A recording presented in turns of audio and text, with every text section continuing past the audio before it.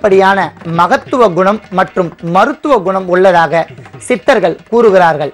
அகத்தியர் தன்னுடைய குணபாட நூலில் பல்வேறு வகையான சிறப்பான மூலிகைகளில் இந்த இலுப்பையும் பற்றி கூறியுள்ளார்கள். இந்த இலுப்பை மலருக்கு பல்வேறு வகையான தாகங்கள், நீர் வேட்கை, நீர் சுரம், உள் அழலாற்றி, வெட்டை சூடு நீக்குதல், பல்வேறு வகையான நோய்களை நீக்கக்கூடிய அற்புதமான ஒரு ஆற்றல் இந்த இலுப்பையினுடைய மலருக்கு உள்ளது.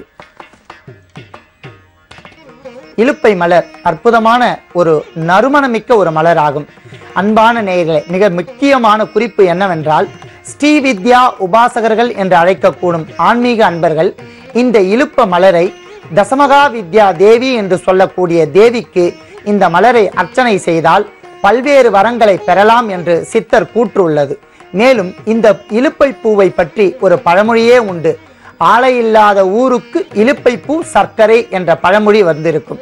அந்த அளவிற்கு இந்த இலுப்பை மலரில் ஒரு வகையான நறுமணம், இனிப்பு சுவை நாம் காணலாம். இலுப்பை மலரிலிருந்து ஒரு வகையான சர்க்கரையை நாம் பெறலாம். முறைப்படி இதை நாம் சர்க்கரை பெற்றால் நாம் அன்றாடம் பயன்படுத்தும் சர்க்கரையை விட இந்த இலுப்பை பூ சர்க்கரைக்கு அதிகப்படியான மருத்துவ குணம் மற்றும் இனிப்பு அதிகமாக உள்ளது. ஆகையால் இந்த இலுப்பை பூவையும் நாம் எடுத்துக்கொள்ளலாம்.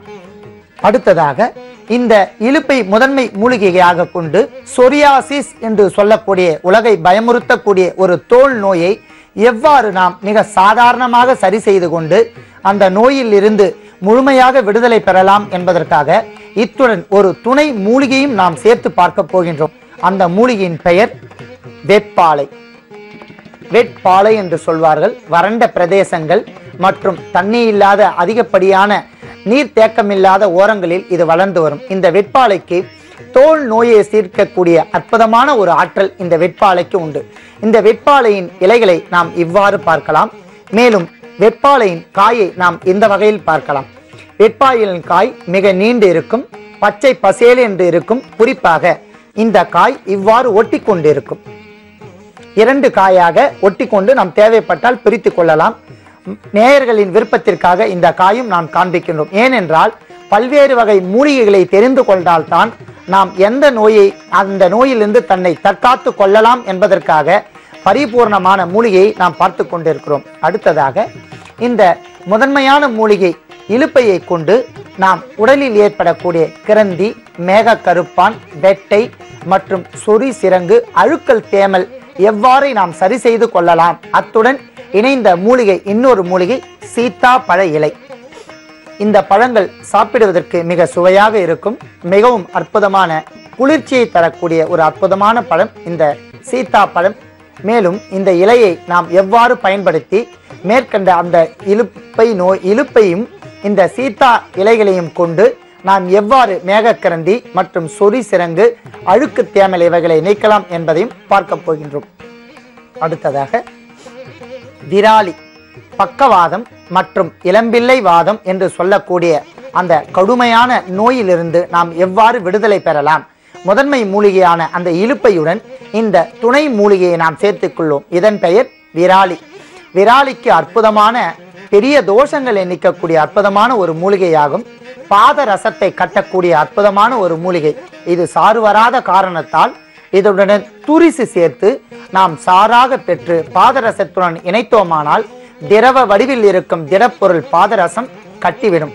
அந்த பாதரசம் அணியை நாம் அணிந்து கொண்டோமானால் உடலில் பல்வேறு வகையான நோய்களில் இருந்து நம்மை தற்காத்து கொள்ளலாம் என்று பல்வேறு சித்தல், குறிப்பாக போகர், புலஸ்திய மகரிஷி மற்றும் அகத்தியர், பல்வேறு வகையான சித்தர்கள் இந்த மூலிகையை பற்றியும் ரசமணியை பற்றியும் கூறுகிறார்கள். அப்படியாகப்பட்ட ரசமணியை நாம் கட்டுவதற்கு இந்த விராலி இலை மிகவும் அற்புதமான ஒரு மூலிகையாக கருதப்படுகின்றது.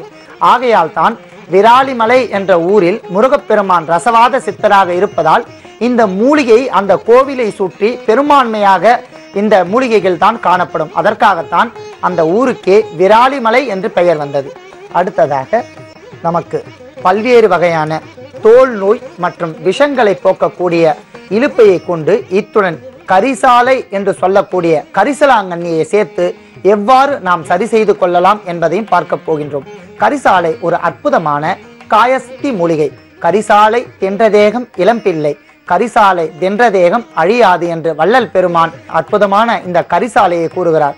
எவ்வாறாவது தந்திரம் செய்தாவது தினந்தோறும் கரிசாலையை நாம் உண்டு வந்தால் கண் ஒளி பெறுதல், தேகம் காந்தி அடைதல், உடலுக்கு குளிர்ச்சி, தேகத்தை பொன்னிறமாக மாற்றக்கூடிய அற்புதமான ஒரு மூலிகை இந்த கரிசாலை.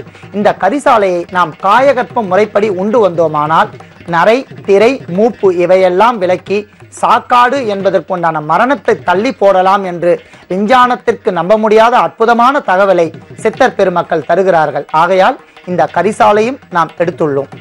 அடுத்ததாக இலுப்பை என்று சொல்லக்கூடிய மரத்திலிருந்து சமூலங்கள் அத்தனையும் நமக்கு பயன்படும். சமூலம் என்றால் வேர், மரப்பட்டை, தழை, பூ,